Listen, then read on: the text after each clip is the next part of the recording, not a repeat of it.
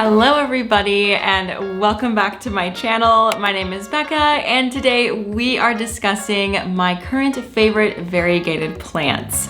Now this was really hard to narrow it down because I really love variegated plants and I don't have all that many, which I'm actually surprised by based on how much I like them. But I picked out 5 today to share with you and I'm really excited. So let's just get into it. First, I want to talk about the Pothos Enjoy or the Pearls and Jade. Honestly, I cannot tell the difference between the two of them, but I think that I bought this as a Pothos Enjoy. And I bought this initially for my TV stand where I had a grow light, and then we bought a PS5 and now we don't have room for it under there anymore. But I did repot it into this pot here and I put it on my plant wall and it is looking so beautiful up there. I really love the way that these leaves add such a nice contrast to the otherwise kind of dark and solid foliage of the plant wall. I really love variegated plants because they just sort of break up the color, and variegated plants obviously come in lots of different colors. You can get them variegated with, I think it's like usually pink and white is like the most common, and different shades of green, of course. This one has obviously stuck to the white and shades of green.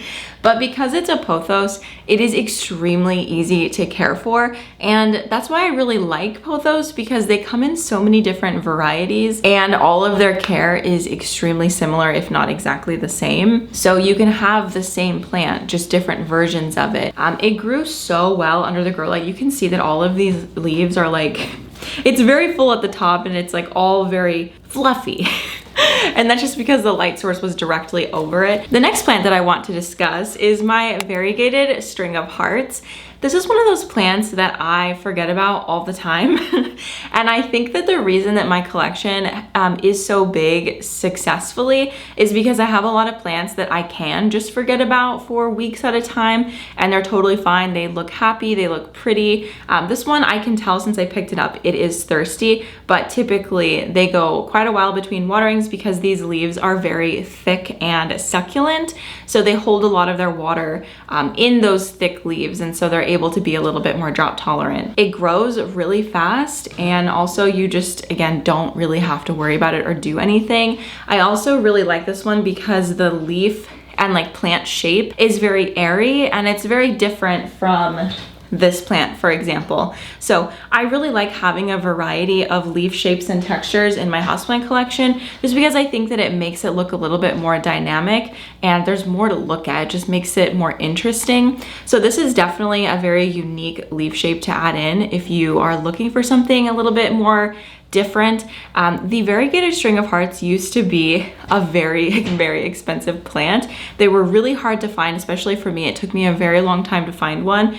I actually bought one early in my plant collecting journey, and it was probably like this big, like from the top of the pot to like right here. And I think I spent maybe like $30 or something on it, and it was one of my first like online plant purchases, and I really thought I was doing a splurge. I really thought that I was spending a lot of money on it, but it didn't end up living, and I bought another one, I guess like maybe a year ago or so, and it was much cheaper. I think it was like maybe like $15–20, and it was a little bit bigger, and I've been able to keep it alive for a while. So as you can see, we got some really, not really long vines, but like some pretty long vines for the size of the plant. So I think I'm probably eventually going to wrap this up around just to make the top of the pot fuller. I've done that with other string of hearts and they do really well doing that. You kind of just like position them around the pot, and then they will send out little roots down into the soil, and it just helps them be a little bit fuller and maybe put out more branches if you're wanting to thicken up your plant without cutting it or something like that. But I have heard that these are really easy to propagate via the butterfly method. So if you're interested in propagating this one, I've heard it's easy. I haven't done it myself, but well, outside of water, I have just like cut off like the ends and stuck it in water and it rooted just fine. So anyway, there's lots of different propagation methods out there. Butterfly method and water propagation and things like that will do fine for the string of hearts here. Okay, next up, I have a variegated plant that kind of stresses me out, but it is definitely one of my favorites, which is why it's on this list. This is a Philodendron Florida Beauty, and I was looking for this plant for a very long time. They can be extremely expensive, and I wanted to get a plant that was a little bit more established, and then I ended up doing a book signing at Lost in the Forest Co., and I saw this there, and I was really excited. So basically, this is the mother leaf, and it's like a really nice half moon variegation situation, and it was a mid-cut, so from that mid-cut, it sent out this long piece here, which has produced almost exclusively green leaves, which people have told me that Florida Beauties are known for doing that, which is, I don't know, just basically they told me to just keep going and see if it will eventually put out another variegated leaf. So I am pretty bummed because, as you can see, we've got that beautiful variegated leaf at the bottom, and then everything that it has put out since then has been fully green. And the leaves are beautiful and mature. Like, I'm still happy with the plant, obviously, but being that it was supposed to be variegated and it's not, I'm like, dang it. But I really love the leaf shape of these. I think they're so cool. It's just so unique, and I quite enjoy seeing all of the leaves come out. This is this is the newest leaf that came out. It looks a little bit less mature than previous ones, but anyway, I am hoping that we will get these variegated leaves again, and if not, I have a beautiful green Philodendron Florida, and I will still be on the hunt for a variegated one, so we'll just have to see. It's one of the more expensive plants on the market right now, and I really would prefer to find like a really good deal rather than spending a ton of money. But since I already have this plant, I know that I would do well with it. So I think the stress of owning the plant is a little bit less, knowing that I can obviously keep it alive and very happy.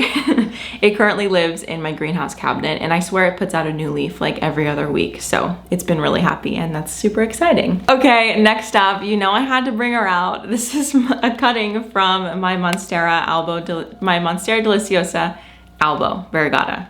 Long name. Basically, the Monstera albo. So yeah, this plant is obviously a huge favorite of mine. I have a couple of them that I've acquired over the years, and there's different versions. Obviously there's the Thai constellation, which I feel like I showed rather recently, but this is the albo, and so it has white variegation.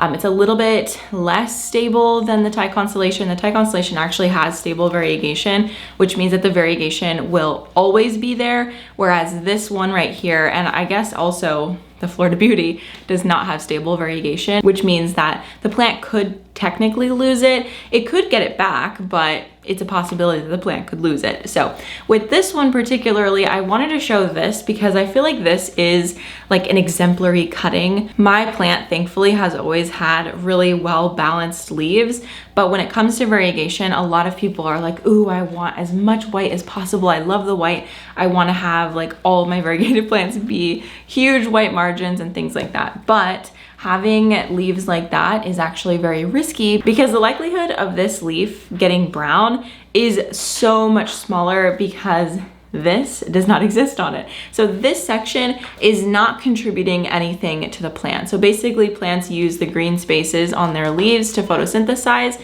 That's very simplified, but that's pretty much what happens. And so when there are large white margins on the leaf, the plant is basically not dead in that spot, but it's not contributing. So that'll be the first part of the leaf that gets killed off when the leaf is looking for moisture or in any sort of distress or anything like that. I would really suggest looking for something that has really well balanced variegation like this leaf. Like this leaf is, like this marbling is very ideal. Of course, if you get a leaf that has something like this, that's fine too. Just know that if it turns brown, it's fine. The plant is not gonna die. It's just getting rid of the weakest link. And the last plant that I wanted to show you is my variegated Epipremnum pinatum. This plant is awesome, and if you didn't know, it is related to Pothos. So Pothos is actually an Epipremnum, which is what this is. So they're all related, and so I have found that the care is extremely similar, and they are very, very rigorous growers. This particular piece has not been that fast of a grower for me, but I do have another piece that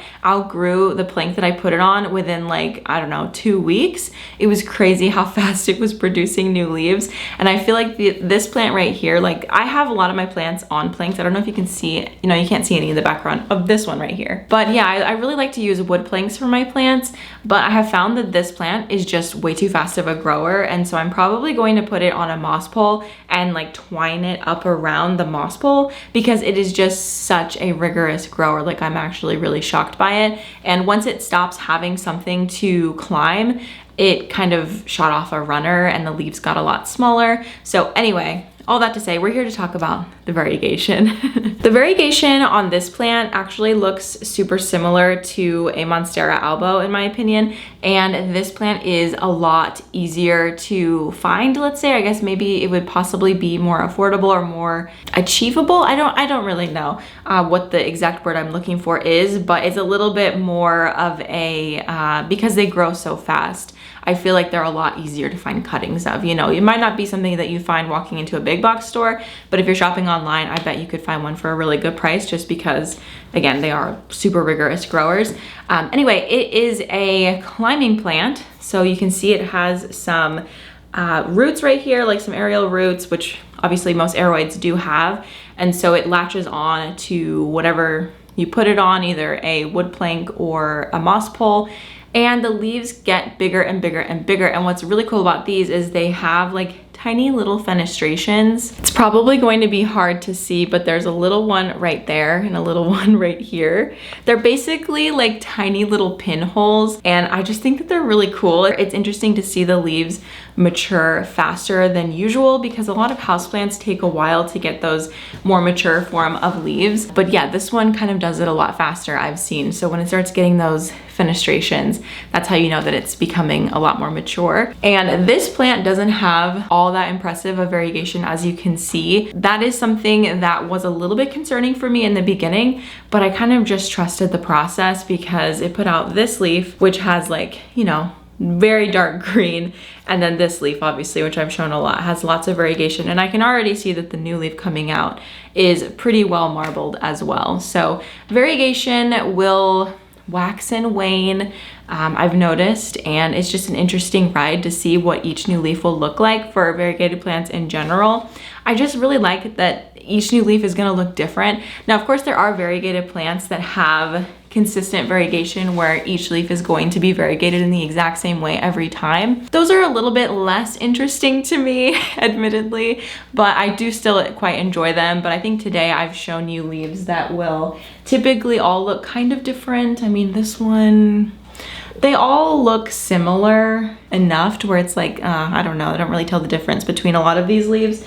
But yeah, stuff with like, especially with this Epipremnum or the Monstera albo, like each leaf is going to be unique, which is super cool. All right, friends, that is going to be the end of the video. I hope that you enjoyed hearing about my favorite variegated plants right now and a little bit more, hopefully, you know, hot tips and education about variegated plants in general. I would love to hear your favorite variegated plants because, like I said, I have less variegated plants than I thought, which is surprising because I really enjoy them. So I would love to hear your favorite plants because maybe I will be adding some things to my wish list once I read all of your comments.